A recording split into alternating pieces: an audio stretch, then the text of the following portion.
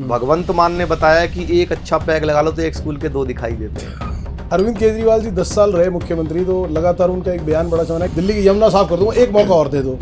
मैंने कहा था मैं यमुना साफ करूंगा, मैं यमुना साफ नहीं कर पाया। मैंने वीडियो बनाया था बिल्कुल यमुना किनारे जाके।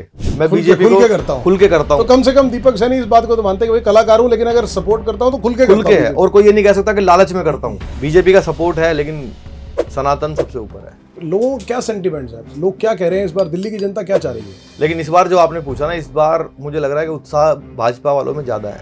आम आदमी पार्टी बहुत डाउन है, क्योंकि आम आदमी पार्टी का कोई भी विधायक अपने फेस पे आज तक जीता ही नहीं। सब जो जीते वो केजरीवाल जी के फेस पे जीते, और अब सबसे खराब फेस केजरीवाल का ही है। तो राहुल गांधी जी क्या मन की बात लेके जनता के बीच में जा रहे हैं, क्या कहना चाह रहे हैं, उनके कुछ मन के भाव भी समझाओ हमें। देखिए भैया, मैं आपको बताता हूँ, बारिश आई फसल गई। मैंने उससे पूछा खुले में क्यों बोते हो। प्रिय नेता है आपके साथ राकेश टिकैत जी, उनके साथ भी आपका मुझे लगता है कोई अटूट प्रेम है आपका। जितना मेरा राकेश टिकैत जी वाला वीडियो वायरल हुआ, ऐसे समय में आया जिस समय पूरे साल राकेश टिकैत टेलीविजन पे रहे। टिकैत जी फिर से जो है किसान आंदोलन को लेकर उठ रहा है, किसान होगा, आ रहे हैं किसान। हाँ, तो क्या मांग, इस बार क्या मांगे? हम मांग करेंगे, छोटी मांग रखेंगे। एक और फायदा है, देश के अंदर शिक्षा क्रांति लेके आया हूँ।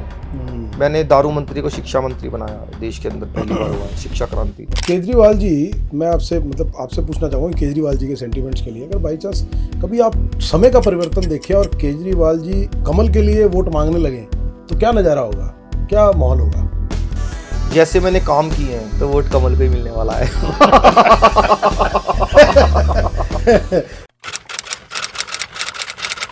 Welcome to the latest podcast of Chai Ke साथ दिल की बात। चाय के साथ दिल की बात में दोस्तों हमने बहुत से सेलिब्रिटीज़ के साथ उनके दिल की बातें की। सेलिब्रिटीज़ हैं, एक्टर्स हैं, मॉडल्स हैं, लेकिन आज हमने सोचा कि चाय के साथ दिल की बात में थोड़ा फ्लेवर चेंज किया जाए, थोड़ा तड़का लगाया जाए राजनीति का, थोड़ा पॉलिटिक्स का तड़का लगाया जाए। दिल्ली की हवा में इस समय कहते हैं कि दिल्ली की हवा में प्रदूषण बहुत है, और प्रदूषण दूर करने के लिए बीच बीच में कभी ग्राफ 4 लागू करना पड़ता है, कभी एयर पोल्यूशन को कम करने के लिए अलग अलग टेक्निक्स करने पड़ते हैं, कभी पॉल्यूशन को दूर करने के लिए टावर्स लगाए जाते हैं। लेकिन इस समय अगर सबसे ज़्यादा दिल्ली की एटमॉस्फेयर के अंदर अगर सबसे ज़्यादा कोई चीज़ है तो वो है राजनीति। दिल्ली के चुनावों को लेकर जो माहौल है वो पूरे दिल्ली के अंदर छाया हुआ है।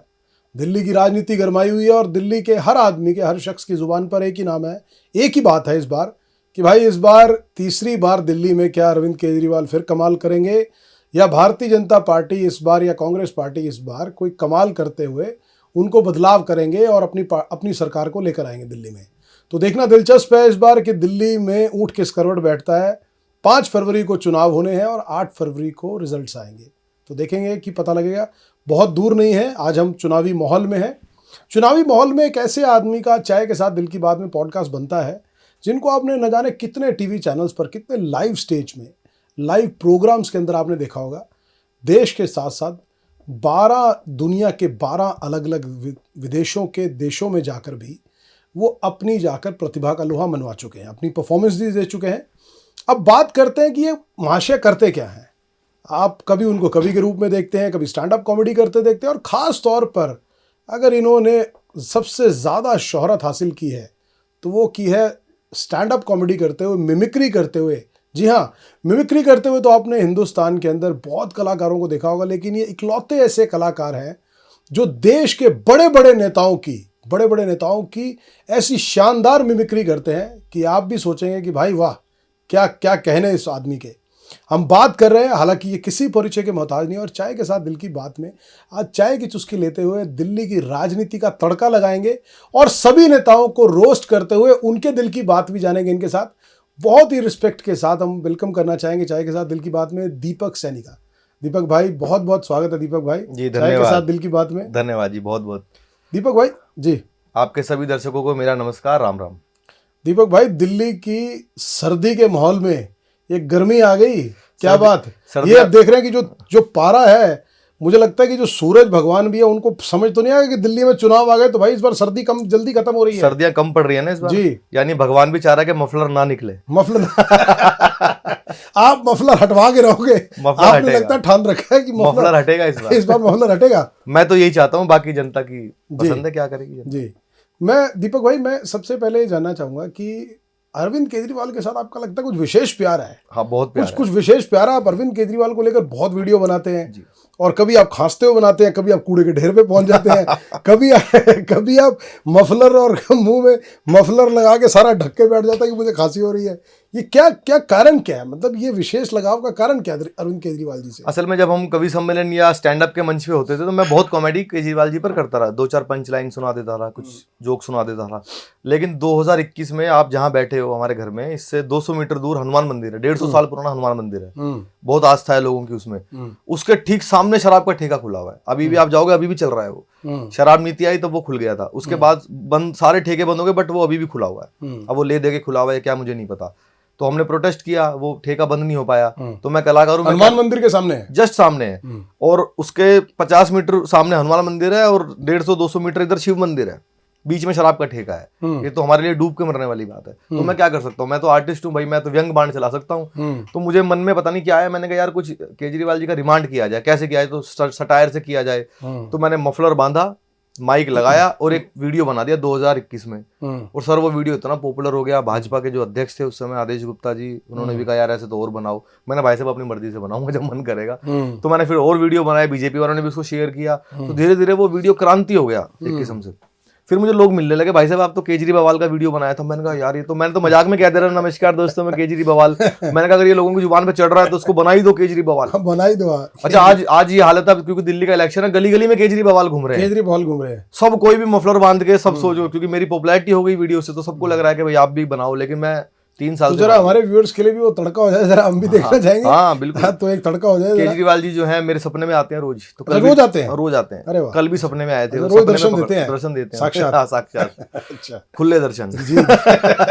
तो कल आए थे सपने में, मैंने उनसे पूछा, नेता होता है ना कि अगर मेरी गलती है तो मुझे ये सजा दे दो, नेता ठोक के बोल देते हैं, इतने झूठे होते हैं। तो कल वो सपने में आए थे, मैंने सर आपने करप्शन कर दिया, आज मैं आपको सारी दिल्ली वालों को बताना चाहता हूँ मैंने कोई घोटाला नहीं किया है। आज मैं दिल पे हाथ रख के टेढ़ी उंगली के साथ सारी दिल्ली को बता रहा हूँ, अगर मैंने कोई करप्शन किया है, अगर मैंने कोई घोटाला कर दिया, सारी दिल्ली के सामने कह रहा हूं, सरेआम फांसी दे देना मनीष को।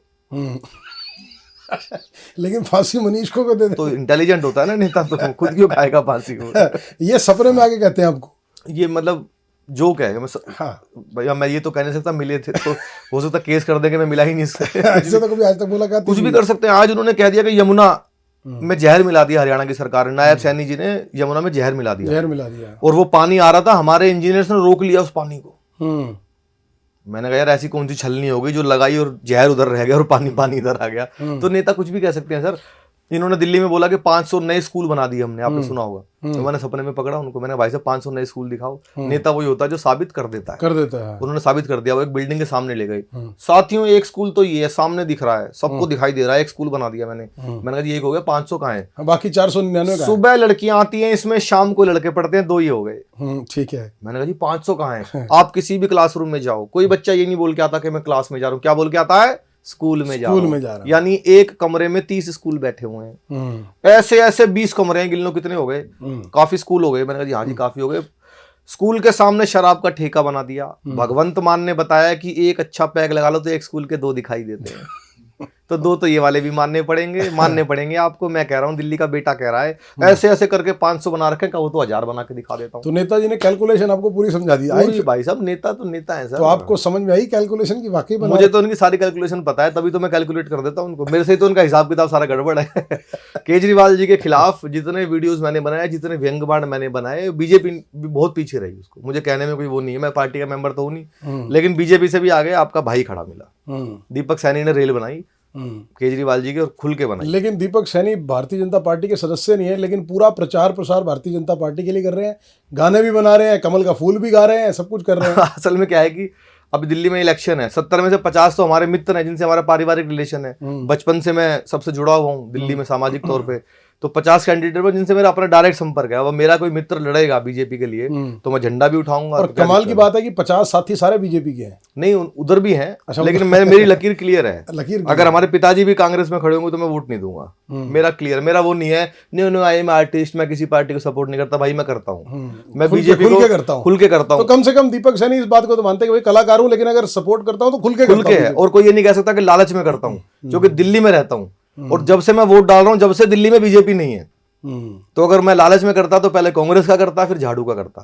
तो मैं लालच में तो नहीं कर रहा। अगर आज मैं केजरीवाल का सपोर्ट करता तो मुझे बहुत कुछ मिलता। हिंदी एकेडमी तो मुझे बुलाते नहीं किसी कार्यक्रम में। दीपक सानी कट है बिल्कुल। 10 साल से दीपक सानी ने 1000 ऐसा क्यों बुलाते क्यों नहीं आपको? बुला ही नहीं सकते वो, क्योंकि उनको लगता है कि हम पे व्यंग करता तो नहीं बुला सकते। उनमें इतना टॉलरेंस नहीं है। कांग्रेस के जमाने में लोग शीला जी पर व्यंग करते पर वो सबको बुलाते थे। हाँ। तो मैं किसी लालच में नहीं कर रहा। लालच में करता और फिर मैं केजरीवाल के साथ होता। तो बीजेपी के साथ मैं अपनी आइडियोलॉजी से जुड़ा हूँ। आइडियोलॉजी की वजह से मेंबर नहीं हूँ, लेकिन मैं सपोर्ट करता हूँ, खुल के करता हूँ। मुझे कोई शर्म नहीं है इस बात पर। और सोशल मीडिया के जमाने में आप छिपा भी नहीं सकते। आप भारतीय जनता पार्टी के लिए प्रचार प्रसार करने के आपने गाना भी बनाया, सब कुछ करा, अपने पैसों से बनाया। मैंने पार्टी से कुछ नहीं लिया, पार्टी अपनी मर्जी से बनाया। हाँ नहीं बिल्कुल। आप कहते कमल का फूल लाएंगे और ये लाएंगे, तो भारत माता की जय क्यों नहीं? तो भारत माता के जय के उद्घोष के साथ गाना बनाइए। भारत माता की जय तो है। हम तो रात को सोते हुए आधी रात को भारत माता की जय करवा लो, हमसे क्या दिक्कत है? हम तो पाकिस्तान के बॉर्डर पे जाके भारत माता की जय कर देंगे, कोई दिक्कत थोड़ी है।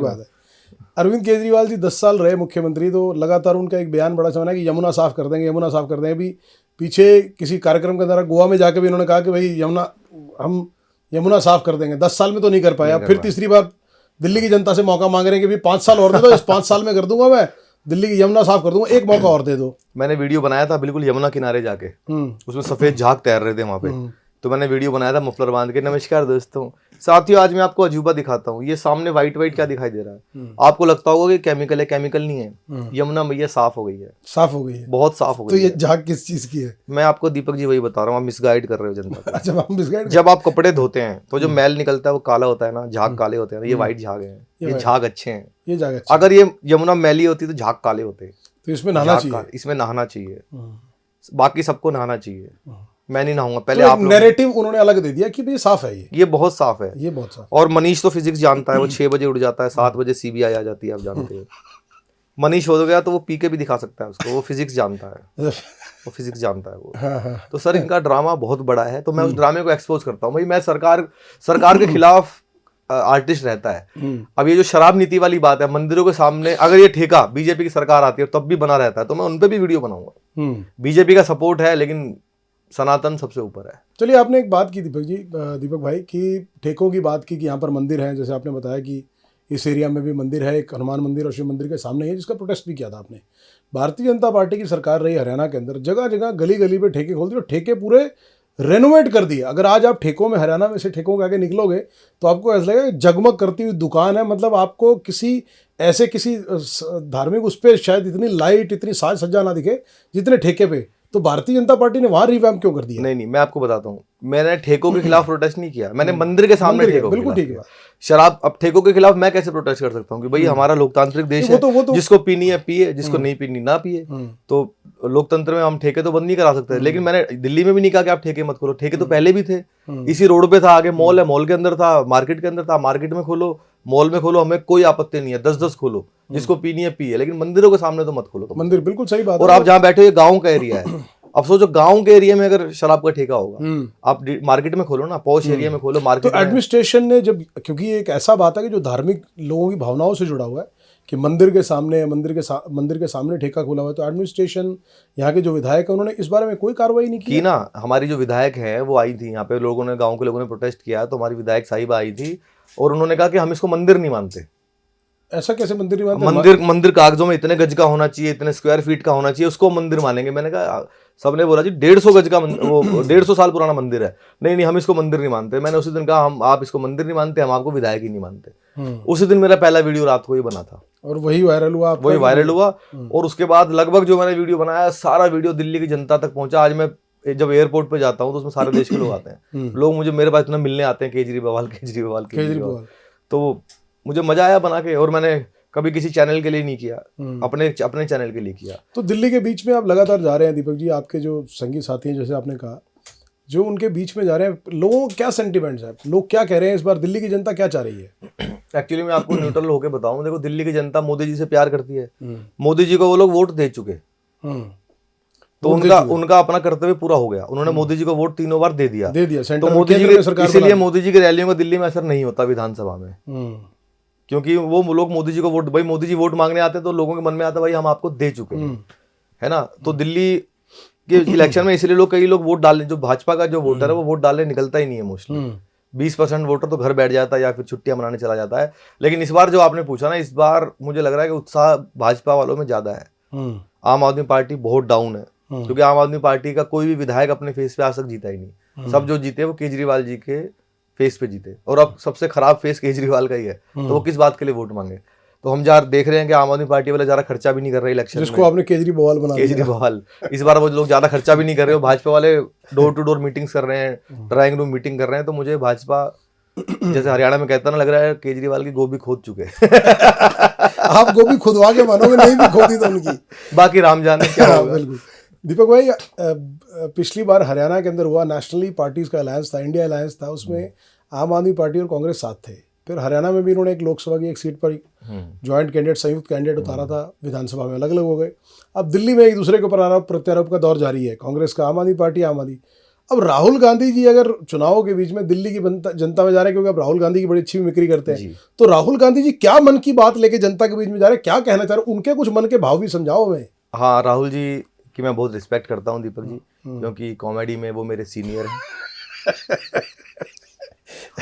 हमारे तो पूरे खानदान में किसी ने नहीं किया, उनका बहुत पुराना चला। मतलब वो आप उनको आइडलाइज करते हो, उनको देखकर आप ये थोड़ा मिमिक्री, कॉमिक, हाँ, ये टैलेंट आपने उनसे लिया। मेरे बहुत सीनियर हैं वो। अच्छा। टैलेंट तो ईश्वर ने दिया, लेकिन वो मैं उनको अपना सीनियर, वो पुराना कर रहे हैं, वो पहले से करते आ रहे हैं वो। और आपने बताया मैं 12 देशों में गया हूँ, तो वो तो बहुत ज्यादा देशों में परफॉर्म करके आए हैं मुझसे। अभी अमेरिका परफॉर्म करके आए हैं। अभी आपने उस लेवल तक पहुंचे नहीं आप। नहीं, मैं नहीं पहुंचा, वो तो बहुत बड़े परफॉर्मर है। तो राहुल जी, यदि हरियाणा में भी उन्होंने बहुत बोला जलेबी की फैक्ट्री, तो वो पहले हरियाणा में क्या बोल के आए, और फिर दिल्ली में वो क्या बोल रहे होंगे अब मन में। अभी रैली तो उनकी दिल्ली में कुछ हुई नहीं है। हाँ, बिल्कुल। देखिए भैया, मैं आपको बताता हूं, कल मैं हरियाणा गया, खुद गया भैया सेल्फ। एक किसान आया, फार्मर, मुझसे कहता है राहुल जी ये क्या हुआ। मैंने पूछा व्हाट, बोला बारिश आई और मेरी फसल नष्ट हो गई। बारिश आई फसल गई। मैंने उससे पूछा खुले में क्यों बोते हो।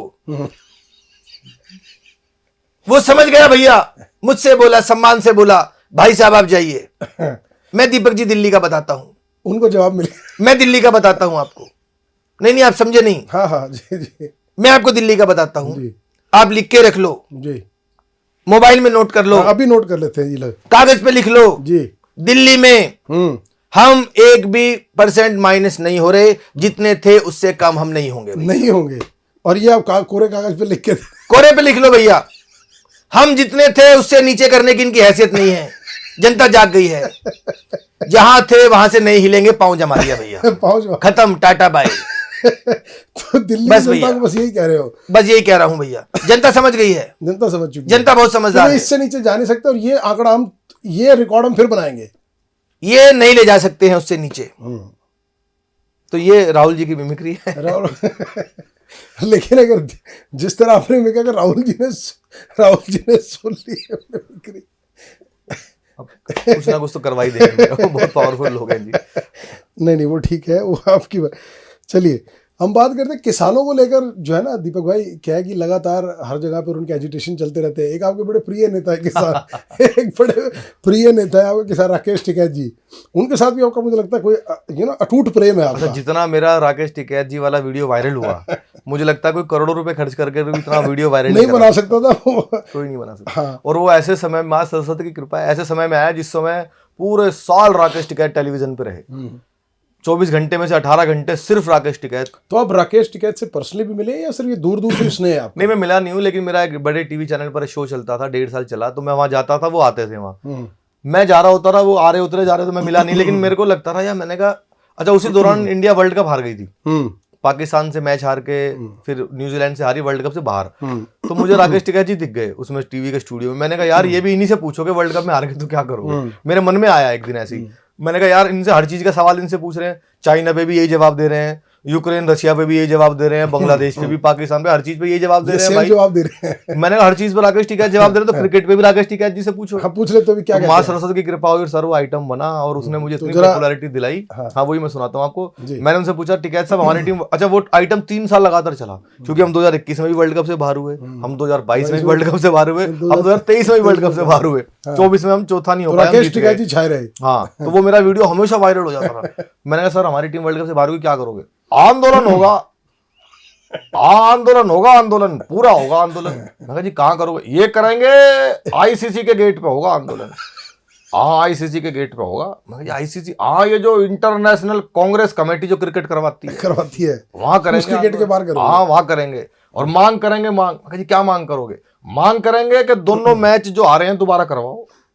ये मैच दोबारा होंगे, रन रेट का कानून बनेगा। इस टीम का रन रेट बढ़ गया, उस टीम का घट गया, कौन बढ़ाता है रन का रेट? रन रेट का कानून हमारे होंगे। हाँ रन रेट का कानून बनेगा। एक और समस्या है दीपक जी क्रिकेट में, अंपायर उंगली उठा के आउट देता है, बैट्समैन ऐसे कर देता है, अंपायर किसी से बात करके नोट आउट कर देता है। ये कौन है बीच में जिसकी अंपायर से बात होती है?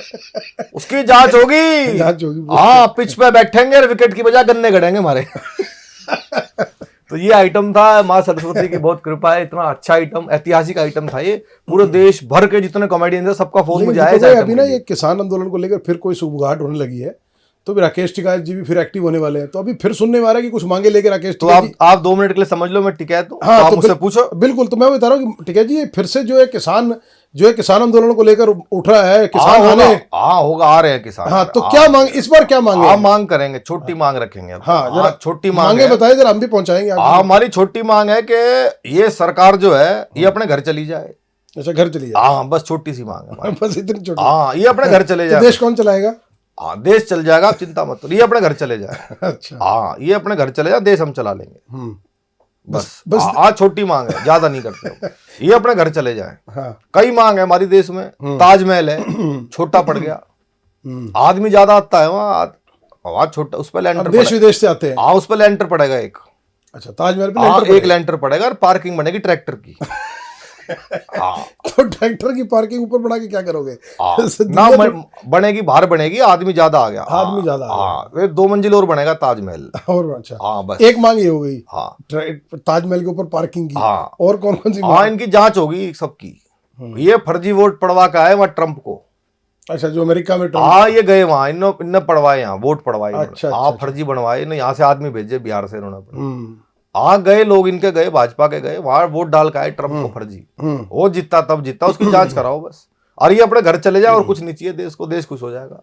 बस छोटी सी मांग है हमारी, बस इतनी सी मांग। हाँ इतनी मांग, ये पूरी करो फिर और बताता हूँ। हाँ, इसके बाद अगली बात। हाँ और बताता हूँ फिर, ये मांग भरो हमारी। इस बार दिल्ली के अंदर क्योंकि शराब नीति को और उसको लेकर बड़ी चीजें निकली, केजरीवाल जी बाहर भी आए, तो केजरीवाल जी के बाहर आने के बाद एक मतलब पूछना चाहूंगा कि इस बार बेवड़ों की दुआएं किसके साथ हैं? जो सारे बेवड़े हैं यहाँ पर, उनकी दुआएं किसके साथ है पूरे दिल्ली के अंदर? आप मेरे से पूछ रहे हो? हाँ जी। दिल्ली वाला ये जो है ये बहुत चालू आदमी है। हाँ ये चालू है। बेवड़े की दुआएं तो इसको लगेंगी, आई ना बहुत फ्री बाटी। और केजरीवाल जी क्या कहेंगे कि बेवड़ों की दुआएं लगेंगी उनको? केजरीवाल जी आज मैं आपको बताता हूँ कि बेवड़ा नहीं कहते आप, शराब उनका नाम मत बिगाड़ो ना। हाँ नहीं, मैं एक्सेप्ट माय मिस्टेक। वो मानहानि भी कर सकते हैं। हाँ नहीं, मैं अपने शब्दों को वापस लेता हूं। बेवड़े नहीं होते वो। बेवड़े नहीं होते। क्या होते, क्या कहते हैं जी? उनको हालात का मारा कहते हैं। अच्छा अच्छा अच्छा।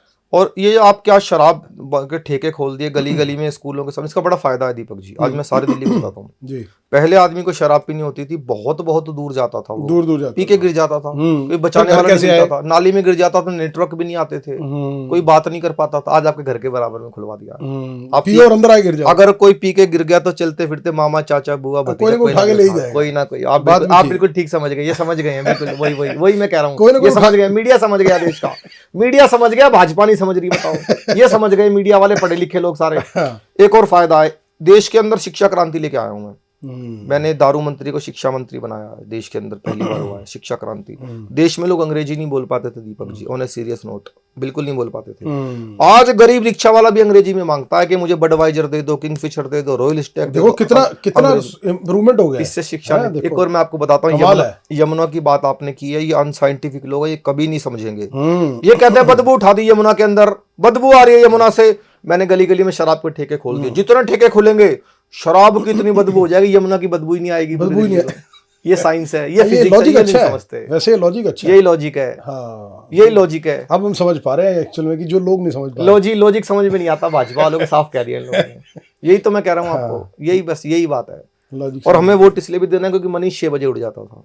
पिछले 5 सालों में सबसे महत्वपूर्ण बात यही है कि मनीष 6 बजे उठ जाता था। बस आगे पूछिए।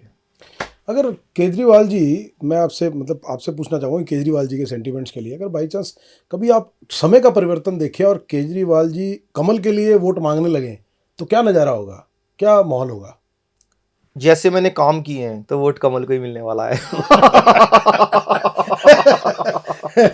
मतलब बिना मांगे आप वोट दिला के रहोगे आप? वही मैं कहना नहीं चाहता अपने मुंह से। आपने वोट कह वोट दिला वोट दिला के रहोगे। जी। पीछे आपने एक बाबा बागेश्वर ने एक पर्चा भी बनाया था, बाबा बागेश्वर ने एक पर्चा जी, बनाया जी, था जी। अरविंद केजरीवाल के जी, ऊपर। जी, जी। वो जरा पर्चे के बारे में कुछ बताइए ना, क्या पर्चे का क्या रहा? देखिए मैं क्या है, जो भी पॉपुलर होता है दीपक जी, कोई नॉन बॉलीवुड वाला, तो मेरा बड़ा मन होता है कि मैं उनकी मिमिक्री करूं। और माँ सरस्वती की मेरे ऊपर इतनी कृपा है, लोग पूछते हैं आपको क्या चाहिए, मैं कहता हूँ यार भारत में सबसे ज्यादा पॉलिटिकल मिमिक्री सारी आवाजें मुझे दी, मुझे और कुछ नहीं चाहिए, ईश्वर की बहुत कृपा है।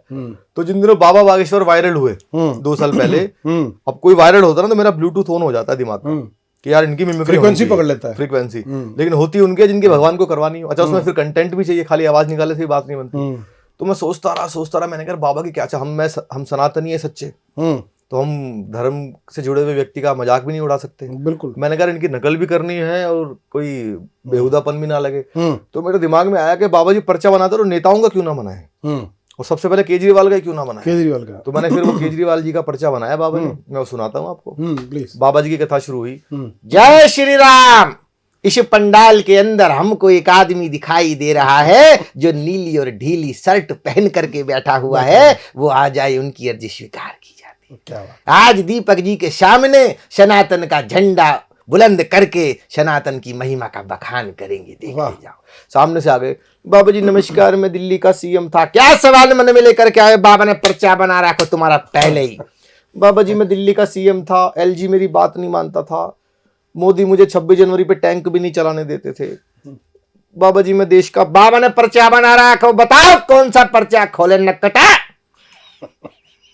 बोले बाबा जी मैं कोई सा भी खोल दो। अब बाबा जी ने पर्चा खोला, देखो बाबा ने पर्चा बना रखो पहले ही, अपने बच्चों की झूठी कसम खाएंगे, अपने गुरु को लात मार के मुख्यमंत्री बनेंगे। नंबर 1, एक विशेष समुदाय का वोट लेने के लिए चमचागिरी करेंगे, हिंदू पुजारियों को मंदिर में सैलरी नहीं देंगे, तुम्हारी ठटरी मार दे बाबा तुम्हारी। बोले बाबा जी मैं देश का पीएम बनना चाहता हूँ। सबसे पहले हिंदू राष्ट्र की मांग करो और एक मंत्र बाबा दे रहे हैं, उसका जाप करो दिन में 3 बार। बाबा जी कौन सा मंत्र है? हर हर मोदी, घर घर मोदी।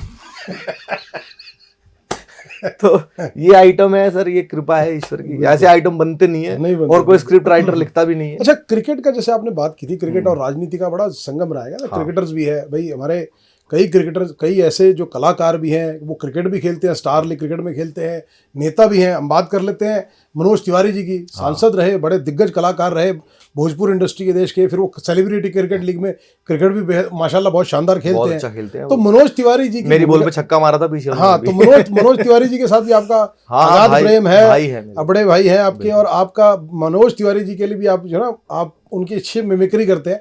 तो दिल्ली के चुनाव में मनोज तिवारी जब जनता के बीच में जा रहे हैं भारतीय जनता पार्टी के लिए, क्या कह रहे हैं, क्या दिल की बात है मनोज तिवारी जी की? देखो दीपक जी, हम तो आपको इतना ही कहना चाहते हैं, मनोज तिवारी का दिल का बात है ही नहीं, ये तो सारी दिल्ली का बात है कि केजरीवाल को लग रहा है डर, अब ना होगा नीला शर्ट, ना होगा मफलर। मफलर, क्योंकि सर्दी आपने खत्म कर दी। सर्दी खत्म हो गई। सर्दी खत्म कर दी, कफ सिरप आपने दे दिया है। तो बस ये है कफ सिरप। हमारे देश के जो है ना बड़े दिग्गज नेता हैं अमित शाह साहब। हाँ। अमित शाह जी, मोदी जी और अमित शाह जी की जोड़ी है पूरे देश विदेश में भारतीय जनता पार्टी के लिए। अमित शाह जी भी दिल्ली के चुनाव में है, देश की राजनीति में सबसे प्रमुख चेहरा है। तो अमित शाह जी का भी आप जरा मिमिक्री करते हैं, दिल्ली की जनता के बीच में जाकर दिल्ली के लोगों को क्या कह रहे हैं, अमित शाह जी क्या अपील कर रहे हैं, भाई इस बार भारतीय जनता पार्टी को क्यों वोट दें? जी। देखिए अमित शाह जी की मिमिक्री करना पिछले 2-2.5 साल में मतलब मुझे सबसे ज्यादा सुकून देता है अमित शाह जी।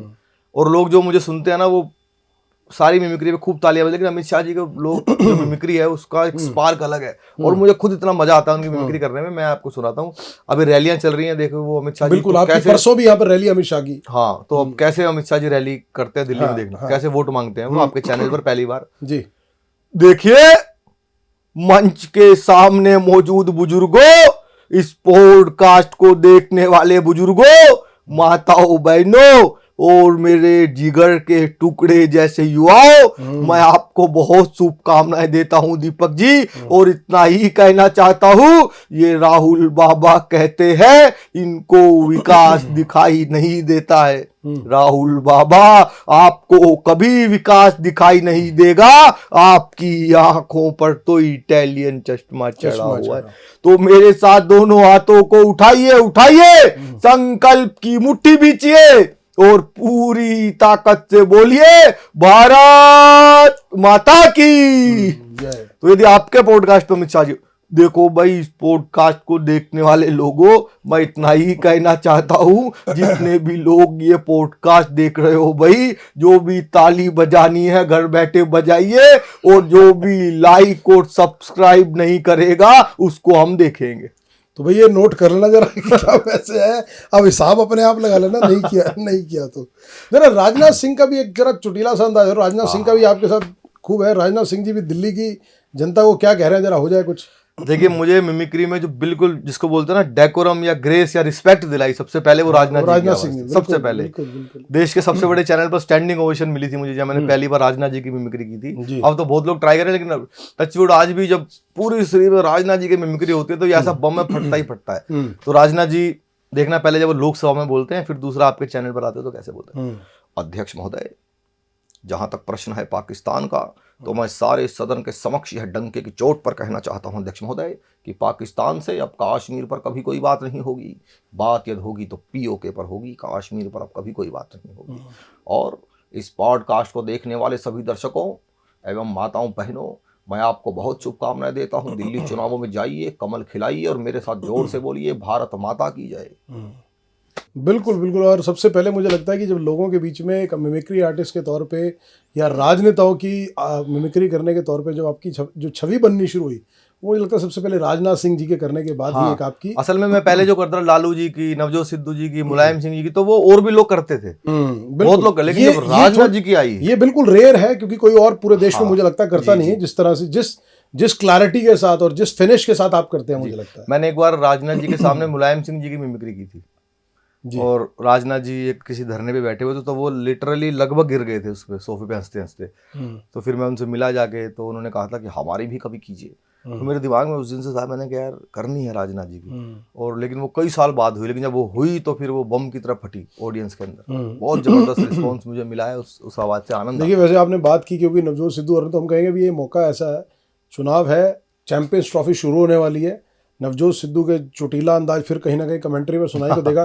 दिल्ली के चुनाव की सरगर्मियां चल रही हैं, तो जरा सिद्धू साहब अगर कुछ कहना चाहें, सिद्धू साहब की कुछ हो जाए कि दिल्ली के चुनाव में चैंपियंस ट्रॉफी आ रही है, उसको लेकर कुछ हो जाए जरा। सिद्धू जी तो खैर भाई बोलते रहते हैं, और मैं तो लाफ्टर शो में भी था, हम लोग बोलते ही रहते हैं। हम लोगों को माइक ले जाकर रखना होता था, उनको हंसना होता था, लेकिन वो हमसे पहले शुरू हो जाते थे। और आपको पता है, एक बार वो बोलना शुरू कर दे, तो बस फिर या तो भगवान रुकवा सकता है या इमरान रुकवा सकता है।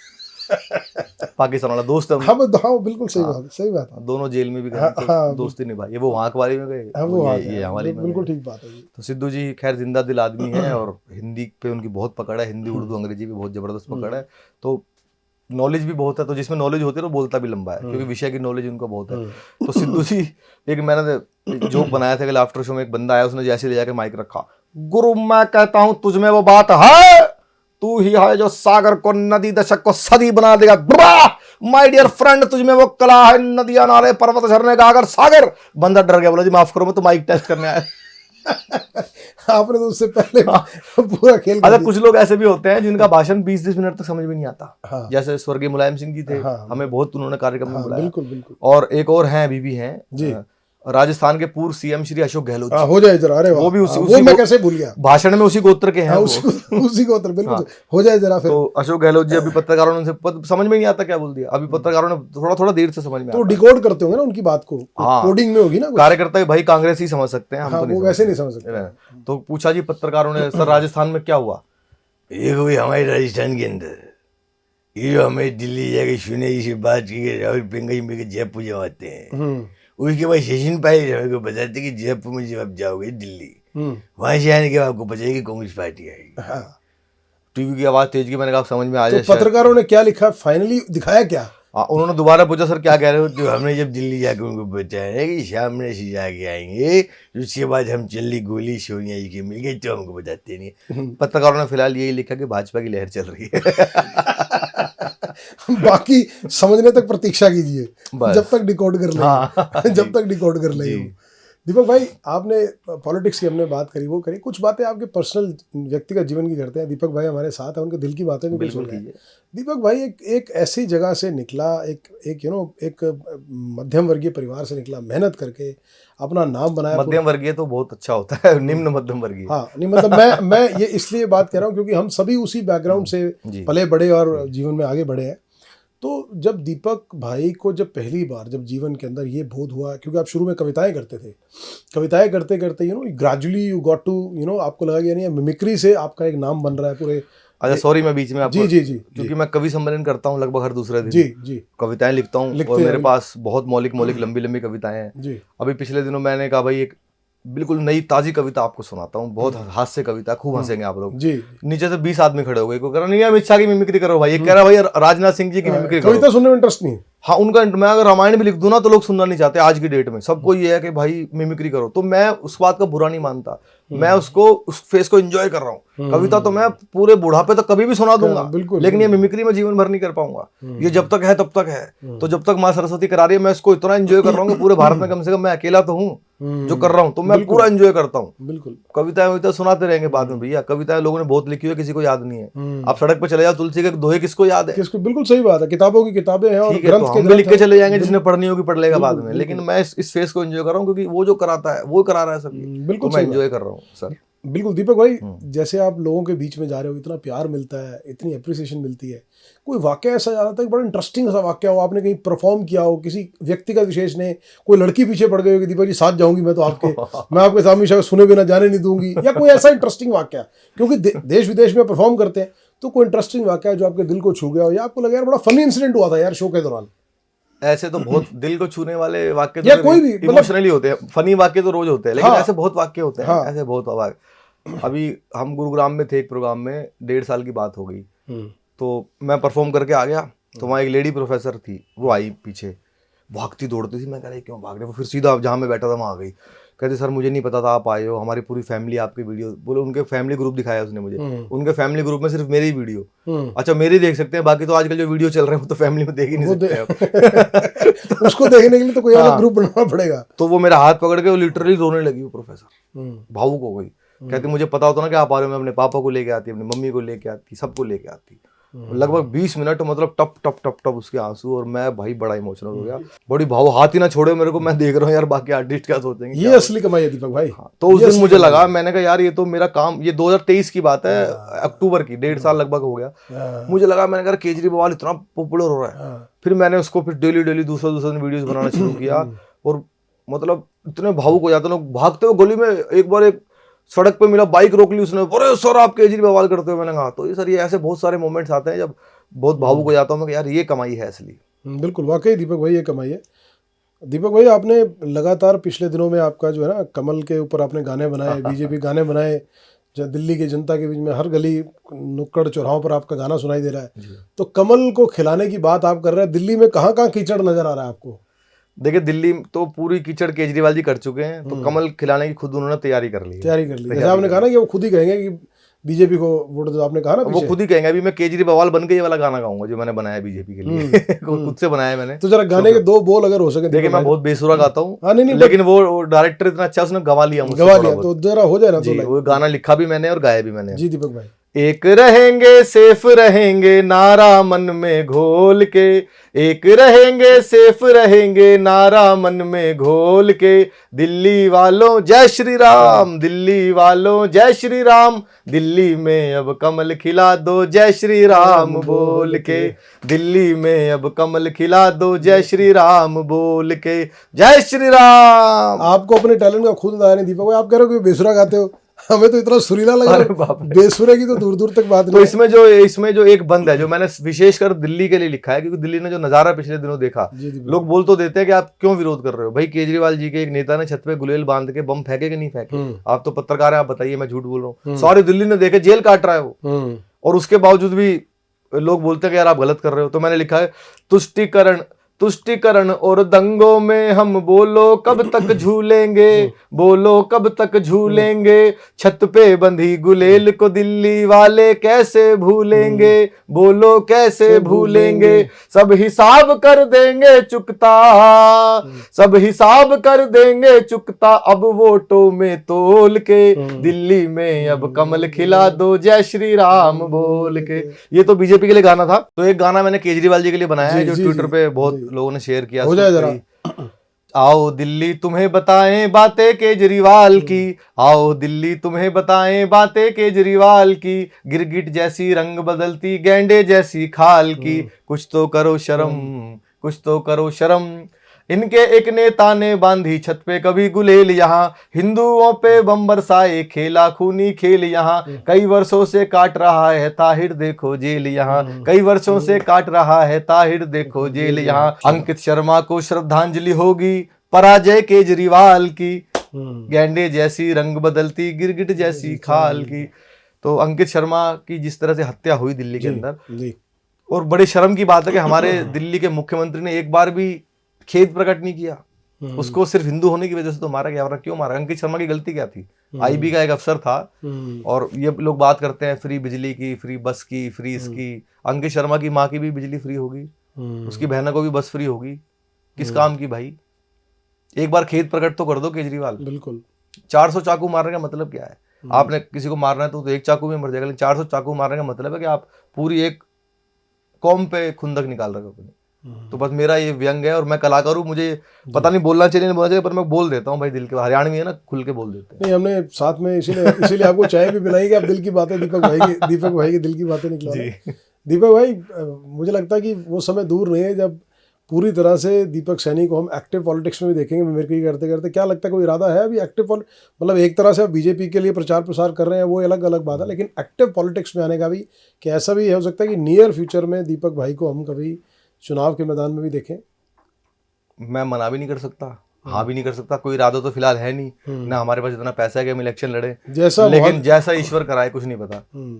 अभी हाल ही में दीपक भाई आपके घर पे कुछ दिन पहले ही हरियाणा के मुख्यमंत्री और आपके साथ बड़ा स्नेह रखते हैं, बहुत लगातार कई सालों के साथ आपके साथ उनका साथ है, आपके घर भी आया था। कैसा नायब सिंह सैनी जी के साथ व्यक्तिगत तौर पे क्या रिश्ता है? यहाँ पर दिल्ली के अंदर चुनाव प्रचार प्रसार में भी आप उनके साथ गए, किस तरह से, और जो घर आए किस तरह का, क्या ओवरऑल रहा सब? देखिए, नायब सैनी जी मुझे छोटे भाई की तरह प्यार करते हैं हमेशा, बहुत वर्षों से हमेशा उनका प्यार मिला है। जब हमने उनको फोन किया वो खड़े मिले हैं, तो हमने भी छोटे भाई का फर्ज निभाया, उनके बिना बोले हम हर जगह खड़े मिले हैं, उनको कहने की भी जरूरत नहीं है, उनके छोटे भाई उनके साथ खड़े हैं। और मुझे लगता है कि नायब जी जैसे व्यक्ति राजनीति में आगे आने चाहिए और बड़े पदों पे जाने चाहिए, क्योंकि नायब जी किसी कास्ट के या किसी धर्म के लिए नहीं है, वो सबका भला चाहते हैं। आधी आधी रात को बैठे रहते हैं, आधी आधी रात को, आप यकीन मानिए, मतलब मैंने इतना ऊर्जावान नेता नहीं देखा। दिल्ली में हम नेताओं में रहते हैं, गजब के आदमी है साहब, गजब। मेरे जन्मदिन पे घर आते थे, एमपी होते हुए, हरियाणा के एमपी होते हुए। प्यार ही तो है, उनका स्नेह तो है।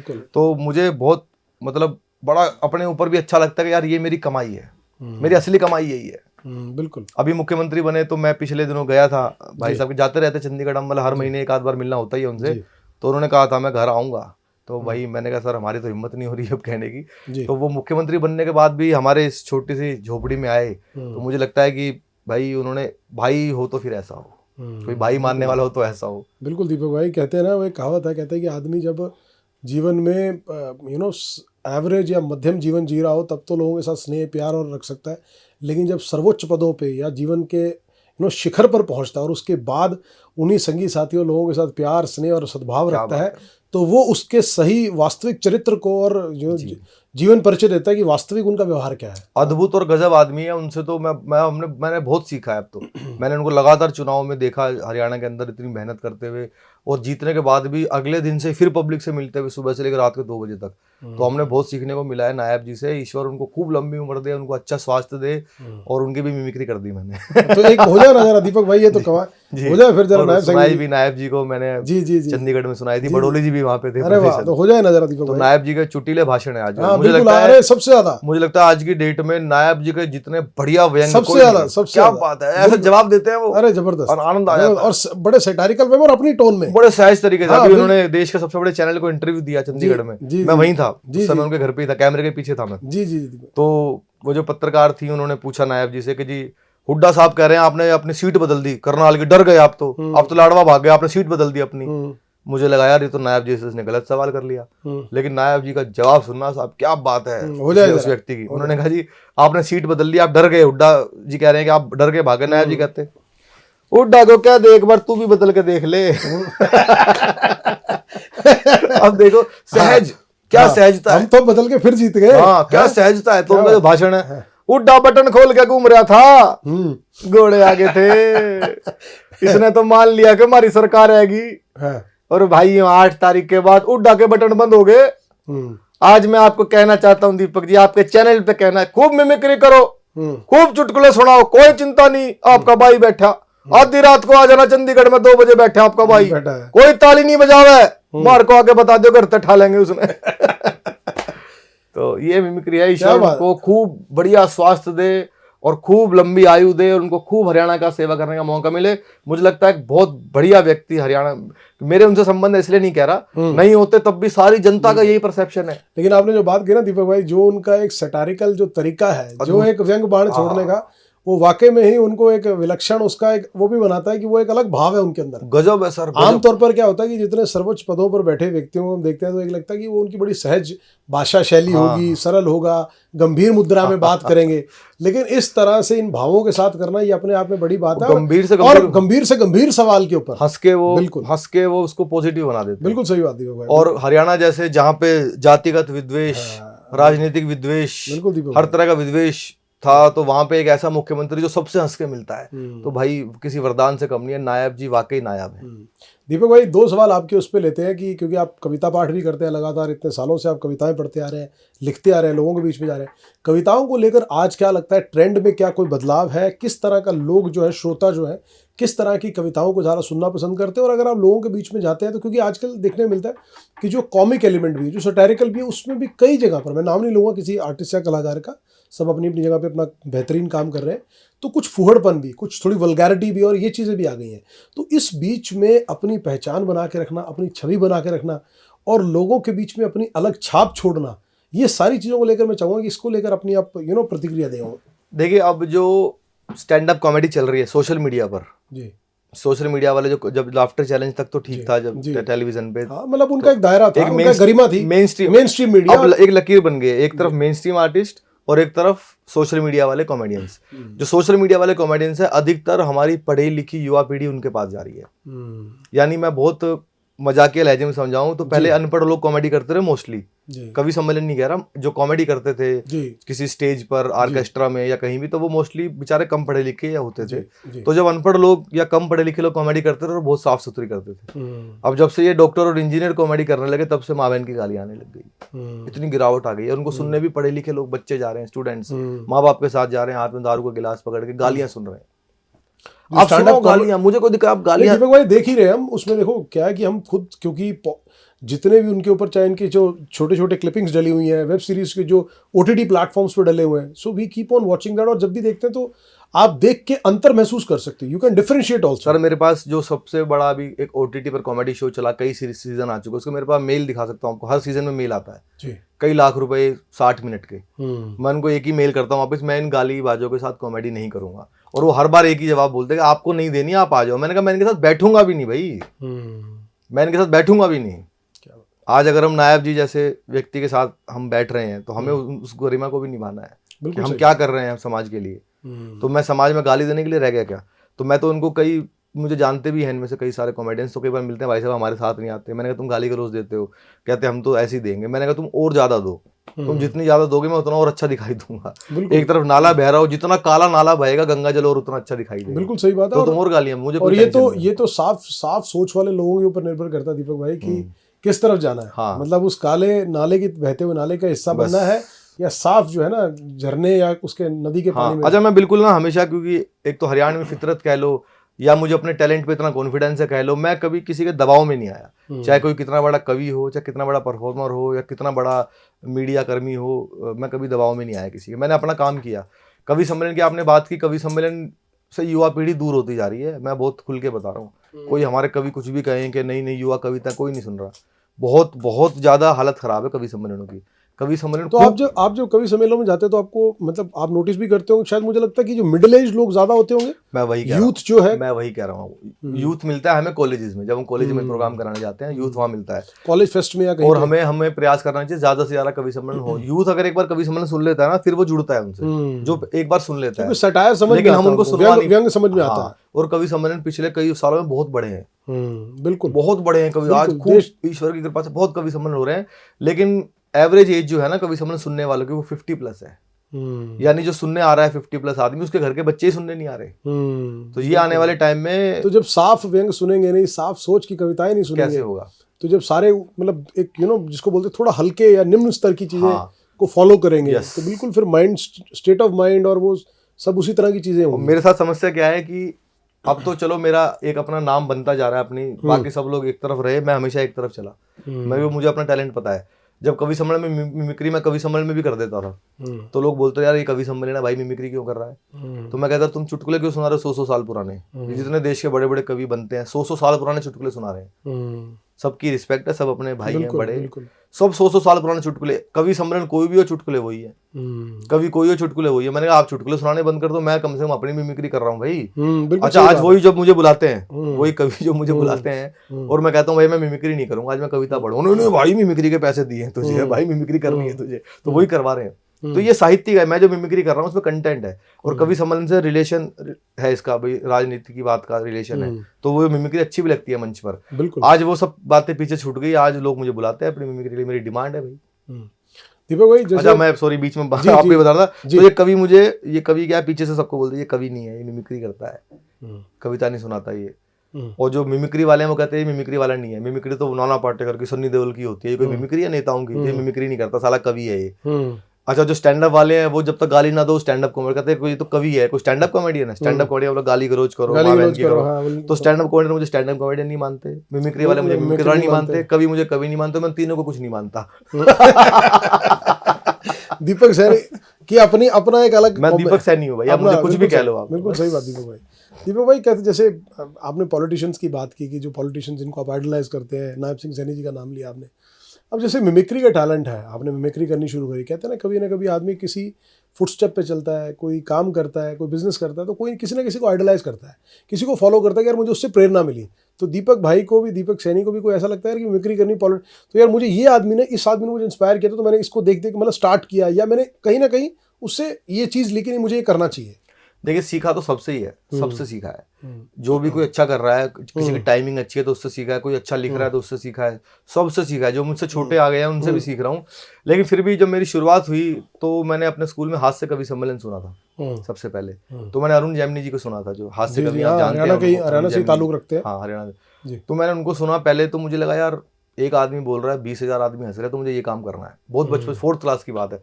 तो मैं अरुण जी से इंस्पायर हुआ, और अरुण जी का नाम हमेशा आएगा मेरी कहानी में, क्योंकि मुझे पहला मंच अरुण जी ने दिया। नहीं बिल्कुल, अरुण जैमिनी जी एक बड़ा नाम है। 13 सितंबर 2004 जो पहला कमर्शियल, वैसे तो बचपन से स्टेज पे थे, लेकिन जिसको बोलते हैं कि मंच पे आया, तो वो पहला तो हमेशा आएगा पहला नाम। तो अरुण जी ने मुझे पहला मंच दिया, तो वहां से मैं अरुण जी से इंस्पायर था उस जमाने में बहुत ज्यादा। तो अरुण जी ने मुझे पहला मंच दिया। लेकिन ऑल ओवर मतलब अगर कोई एक चुनाव, वैसे बहुत मैंने सबसे सीखा, जितने भी लोग हैं हमारे देश में सबसे सीखा, आज भी सीख रहा हूँ, हमेशा सीखता रहूंगा। लेकिन कोई एक नाम अगर बताना हो कि बिल्कुल मतलब जिनका दीवाना हूं मैं, फैन कह लो, कुछ भी कह लो, वो उमर शरीफ। क्या बात है, पाकिस्तान के जो कॉमेडियन थे, बिल्कुल दिवंगत उमर शरीफ साहब। और मतलब वो मतलब अपने आप में जिसको कहते हैं ना कि अपने आप में एक यूनिवर्सिटी थे, खतरनाक, बिल्कुल ओरिजिनल, एकदम ओरिजिनल, खतरनाक टाइमिंग उनकी बोलने की। मेरी उनसे सिर्फ एक बार बात हुई है जीवन में, केवल एक बार बात हुई कोरोना काल में। अच्छा, मुझे लगा यार सारी दुनिया खाली है तो वो भी खाली होंगे इस समय, तो कर ले भाई फोन।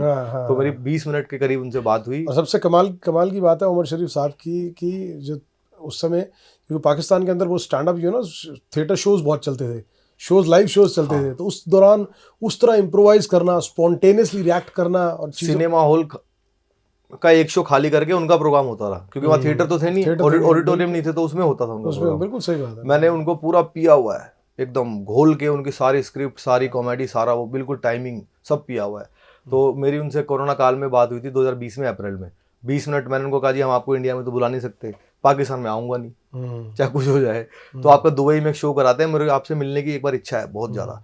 उनकी मिमिक्री भी मैंने थोड़ी सी उस समय करके दिखाई थी। अच्छा, जब से वो गया उनका एक वीडियो मैंने नहीं देखा, मैं देख ही नहीं पाता, मुझसे देखा ही नहीं आता, मतलब बहुत भावुक एपिसोड है मेरे लिए। उमर शरीफ, उनकी कॉमेडी सुनते सुनते मैं भावुक हो जाता रहा, हंसता नहीं था मैंने कहा यार एक आदमी में इतना भी टैलेंट हो सकता है, क्योंकि आर्टिस्ट के वहाँ से फिर तार जुड़ जाते हैं। मैं वहाँ वही से सच बताना कि ये जो बात आपने बताई है, क्या आपने कभी पहले हैव यू एवर एक्सप्रेस्ड, और this is the first time आप उमर शरीफ साहब के लिए you are expressing this way, और कभी पहले भी आपने मतलब शोज में, कार्यक्रम में? नहीं, कभी शो वगैरह में कहीं नहीं, किसी ने पूछा ही नहीं कभी कि आपने पूछा। तो ये तो मैंने पहली बार आज दीपक सैनी के दिल की बात, हाँ, या एक ऐसे जो दिल के अंदर भाव था कि उमर शरीफ साहब को ही आइडलाइजेस, और उनके लिए क्या बात है। मैंने तो सच बताया आप। जी क्या बात है, मैं शानदार बात दीपक भाई, शानदार बात दीपक भाई। कोई दिन ऐसा जाता नहीं था उनके बचपन में उनके वीडियो ना देखते हो, वीसीआर के कैसेट लाना, फिर सीडीज लेके आनी, वो बकरा किस्तों पर, और वो पता नहीं क्या, और इंटरनेट आने के बाद तो बिल्कुल पी गया। मैंने उनको बताया था, मैंने कहा जी मैंने आपको इतना ऑब्जर्व किया है, मैं पीएचडी कर लूँ, मैं किताब लिख दूंगा आपके ऊपर। उस आदमी में बहुत टैलेंट था भाई, गजब। बिल्कुल क्या बात है भाई।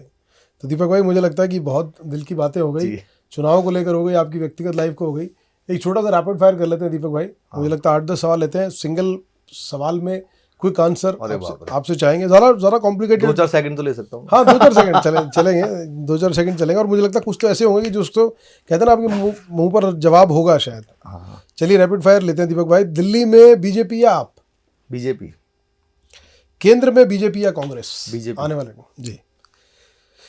मिमिक्री करने के लिए फेवरेट कैरेक्टर? पॉलिटिक्स में कोई भी जो आप? अमित शाह जी। अमित शाह। कविताएं या मिमिक्री, क्या पसंद है ज्यादा दीपक भाई को? मिमिक्री। मिमिक्री। आपका favourite politician? Modi ji. Favourite poet, favourite कवि? Santosh Anand ji. Favourite mimicry artist? Johnny Lever. घूमने के लिए कोई फेवरेट डेस्टिनेशन? पहाड़। कोई भी पहाड़, एक कूड़े के पहाड़ को छोड़ के। उसका तो आपने विशेष ख्याल रखा हुआ है। फेवरेट फूड, या जो खाना सबसे ज्यादा पसंद? आलू के पराठे। क्या बात है, शुद्ध है हिंदुस्तानी अपना। दिल्ली के फेवरेट। मैं एक तो मैं सबको बता दूं, मैं बिल्कुल प्योर वेज हूँ, और क्योंकि यूथ को मेरे जैसे आर्टिस्ट से इंस्पायर होना चाहिए। कभी दारू, सिगरेट, शराब, बीड़ी, non veg, smoking, no beer, no दारू, नो अल्कोहल, कभी नहीं, आज तक कभी टच नहीं किया। क्या बात है, तो यूथ को सीखना चाहिए। वंडरफुल दीपक भाई, और इस बात के लिए तो हम भी अप्रिशिएट करेंगे कि वाकई ऐसी चीज़ों को आइडलाइज करना चाहिए सभी को। वेरी वेरी नाइस दीपक भाई। अच्छा, फिल्में देखने का शौक? बहुत। तो फेवरेट, अगर बॉलीवुड एक्टर की बात, फेवरेट एक्टर? गोविंदा। क्या बात है। फेवरेट एक्ट्रेस की अगर हम बात करें तो कोई? माधुरी दीक्षित। हाँ, वो 90s वाला हीरा है गोविंदा जी। और फेवरेट मूवी दीपक भाई को जो सबसे करीब, जो लगता है यार मूवी आपको सबसे बेहद पसंद है? बहुत सारी हो जाएंगी ऐसे तो, फिर भी कोई एक जिसको मतलब लगता है ना कि यार, जैसे लगता है नाम आता है कि यार शोले, ये वो नाम, कोई एक? दिलीप कुमार की कोई भी फिल्म है पुरानी। कोई, ठीक है। तो दीपक भाई एक काम करते हैं, चलते चलते भाई, दिल्ली का चुनाव है, पूरे उफान पर है, 5 तारीख को पोलिंग होनी है। अब सारे नेता जनता के बीच में जा रहे हैं, तो हम चाहेंगे जरा एक एक करके नेताजी आ जाए, और जरा एक एक करके अपने अपने मन की बात बोलते जाए भाई, सारे करके जितने भी हैं वो आप समझ, राजनाथ सिंह जी, अमित शाह जी, अरविंद केजरीवाल, राहुल गांधी, सब एक एक करके जनता के बीच में तो आएंगे। हाँ। तो वो जरा 2-2 मिनट जरा दीपक भाई की जरा लहजे में हो जाए जरा कि भाई जनता से क्या क्या कहने आ रहे हैं। तो समझ लीजिए कि आप एक मंच पे खड़े हैं और नेताजी को मंच मिल गया है, ये सामने बैठी है जनता आपके, तो जरा हो जाए जी। सबसे पहले कौन आ रहे हैं जी? देखो भाई, मैं दिल्ली वालों को इतना ही कहना चाहता हूं, आपको 5 तारीख को वोट डालने जाना है, और हरियाणा में जो इनका झाड़ू का हाल हुआ है वही करना है। हरियाणवी में कहूं तो झाड़ू का मोर बना देना है, झाड़ू का मोर बना दे। अरे दिल्ली वालों, बनाओगे क्या? तो मेरे साथ बोलो, झाड़ू का मोर बनाना है, झाड़ू का मोर बनाना है क्या? भाइयों बहनों, मेरे देश में 5 फरवरी को चुनाव है। 5 फरवरी दिल्ली होगी आपदा फ्री। क्या बात। नमस्कार दोस्तों, साथियों, वैसे तो किस मुंह से कहूं, लेकिन इसी मुंह से कहना पड़ेगा। इसी मुंह से कहना पड़ता है कि 5 तारीख को आपका मन करे तो हमें वोट दे देना। मैं तो आपका बेटा हूँ, मैं आपका भाई हूँ, सब कुछ फ्री कर दूंगा। किसी को कोई चिंता करने की बात नहीं है। सारे सारे सारे बांग्लादेश सॉरी दिल्ली वालों से अपील है कि मुझे वोट देना है, 5 तारीख को वोट देना है। देखिए भैया, 5 तारीख को चुनाव है, हमें हार से डर नहीं लगता भैया, आदत पड़ चुकी है, हमें आदत है। इसको वोट देना है भैया, इसको कांग्रेस को वोट देना है आपने, बात खत्म हो गई भैया। आपका मन करे तो देना, वरना मुझे आदत पड़ चुकी है। अरे दिल्ली वाले जानते हैं ये केजू बाबा आपके बीच में आएंगे और वही पुराना गाना गए हूँ केजरू अब क्या कर बहू। तो 5 तारीख को जाना है और मनोज तिवारी गाएगा आपके लिए गाना है, तो बोलो भारत माता की जय। मैं कहना चाहता हूं सारी दिल्ली को कि 5 अक्टूबर को जाना है और कमल को खिलाना है और दिल्ली को कचरा मुक्त करना है, कूड़े का पहाड़ मुक्त करना है, नालियां सीवर माँ यमुना की कसम देकर मैं आपको कहना चाहता हूं कि 5 तारीख को भारतीय जनता पार्टी का बटन दबाइए और कमल का फूल दिल्ली में खिलाइए। अब चलते चलते सारे नेताजी नीचे उतर गए, पीछे से देखा तो राकेश टिकैत जी ऊपर चढ़ रहे थे। हाँ, ये सारे जा रहे हैं वोट मांगने। हाँ, वोट मांगेंगे सारे, ये अपनी अपनी पार्टी का वोट मांगेंगे। कोई पार्टी बन जाओ, मैंने तो दिल्ली जाम करनी है। तो चलिए दीपक भाई, आज दिल के चाय के साथ दिल की बात में बहुत खूब बातें की। दिल्ली के चुनाव के अंदर, दिल्ली के चुनाव की पूरे उफान पर है। दीपक भाई लगातार जनता के बीच में है, अपने चुटीले अंदाज में नायब सिंह सैनी जी की मित्रता का भी आपने दर्शन करा दिया आज हमारे को।